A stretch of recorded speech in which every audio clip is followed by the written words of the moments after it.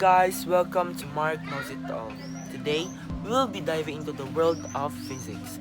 We will be explaining Newton's laws of motion, types of collision, and conservation of energy. We will be explaining first Newton's laws of motion, and my friend Kyle will help me explain the first law. First up, Newton's first law, also known as the law of inertia. It states that an object at rest stays at rest, and an object in motion stays in motion with a constant velocity unless acting upon by a net force. Imagine this ball on a flat surface. It's just sitting there, right? It won't move unless someone pushes it. That's inertia at work.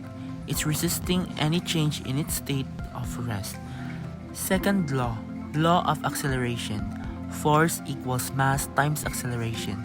This law tells us that the acceleration of an object is directly proportional to the net force acting on it and inversely proportional to its mass.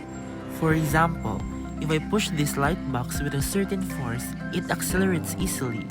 But if I push this much heavier box with the same force, it accelerates much slower. More mass, less acceleration for the same force. Third and last law, law of interaction. For every action, there is an equal and opposite reaction. For example, when I throw this ball against the table, it bounces back. The force of the ball hitting the table is the action, and the table pushing back on the ball is the reaction. Our next topic is types of collisions. There are three types of collisions: elastic, inelastic, and perfectly inelastic. First type of collision is elastic.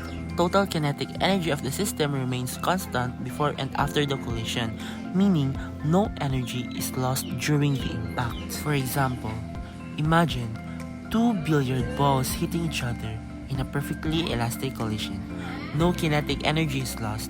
This means that the total kinetic energy before the collision is the same as the total kinetic energy after. Second, inelastic collision. Kinetic energy is lost during the collision and momentum is conserved. For example, two billiard balls hitting each other. In this process, kinetic energy is lost, making them to move in the same way. Lastly, perfectly inelastic.